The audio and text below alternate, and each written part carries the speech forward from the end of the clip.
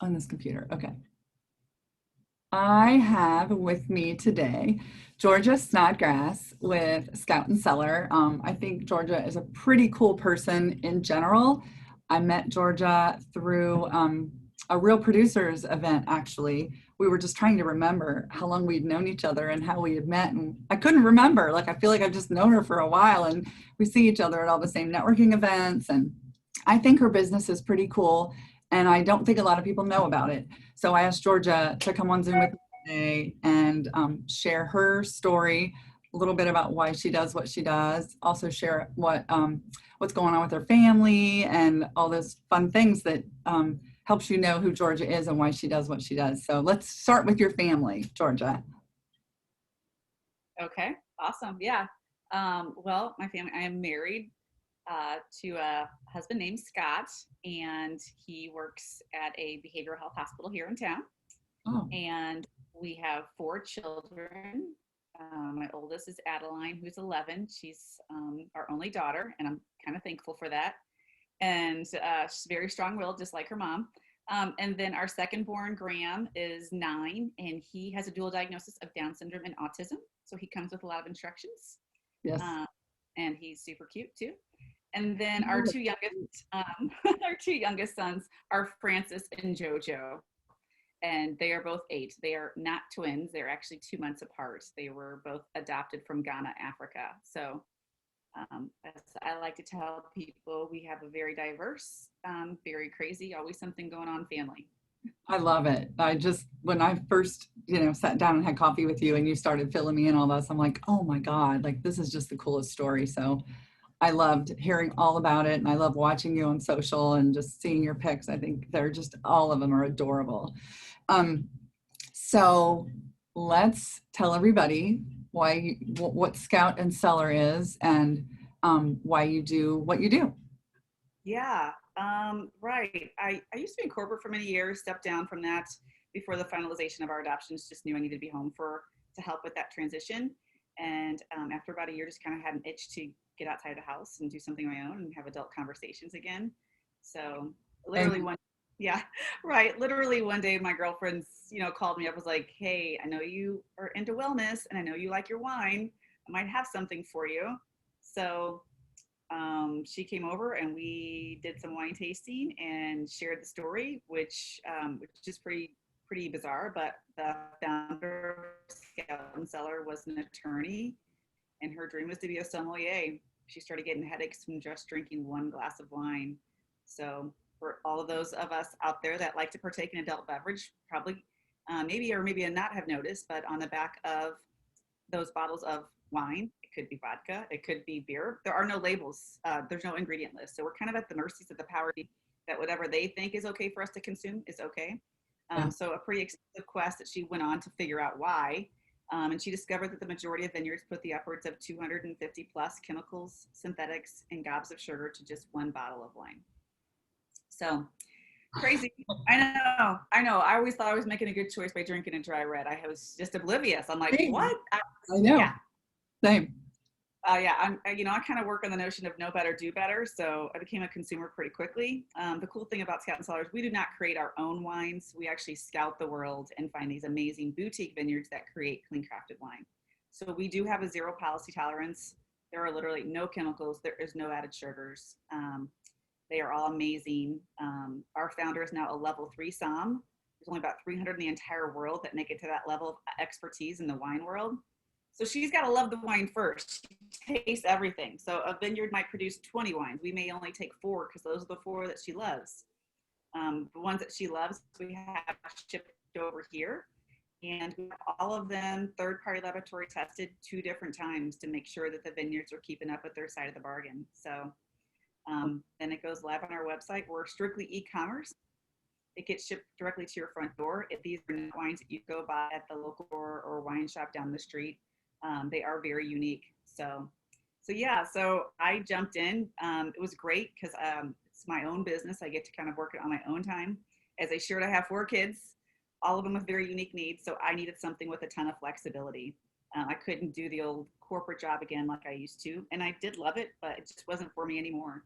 So this provides that outlet um, to meet other people, to have adult conversations. People are usually always happy because I'm the one bringing wine. And it's So your yeah, it's very job. fun. So And I love to be, yeah, yeah, exactly. Yeah, it's my job to share wine with other people. that's so, I mean, I just thought it was pretty Yeah. cool. I am actually a client, so I do partake in her wine, and I'm telling you, it's very good. It just shows up at my door, and it's like Christmas. So Yeah. how has COVID affected like your wine tastings and everything? What have you done to pivot? Yeah, yeah. I love, one of the big things that I do is I do wine tastings in people's homes or businesses to provide a unique experience for their prospects or clients. And COVID was crazy. It's just like, whoa, what do we do now? So for me, my business truly is word of mouth. So I'm very grateful for my clients and family and friends and networking groups that have continued to help support me through that time.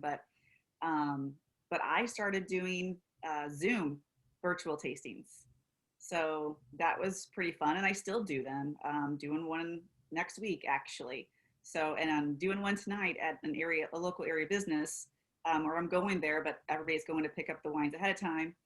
They'll bring it back to their house and we'll all Zoom and we'll do virtual wine tasting versus a face-to-face wine tasting. Oh, that's pretty smart, actually, that then they can come and pick it up. So you're not running all over Yeah, Central Ohio to deliver, because I know we talked about doing that. So that's really good to know. Very yeah, cool. Very yeah. cool. Works out well. And it's also provided me an outlet, which I don't know, I do not know if I would have explored it if it wasn't for COVID, but to be able to do these for people in other states too. So I ship the wine to them and they help to deliver the wines to their people and we can do the exact same thing. Very cool. Yeah, It's actually there's so many silver linings with COVID. I know COVID's a bad word. I know, right? There's been a lot of really, really good things that have come out of it. So, and like we talked in the beginning, we met at a networking event, sort of. It was a realtor networking event, kind of. And then from there, we sort of started going to the same networking groups. You have one that you've been going to lately that has been meeting in person, or has everything still been Zoom? I've done a variety of both here recently. So Yeah, I do Zoom still. That's probably my go-to for the most part. But some in person. They're not large scale like they used to be, but it's nice, for people who are comfortable and do the right thing. Like you can make it work. yeah, yeah, So yeah. It's gone. I like the energy around people if I can. Yeah, same. And it's kind of was in person a little bit, then we had to take a step back. And so I think we're getting close. It feels like about every other client I talk to or realtor I talk to has gotten their shot.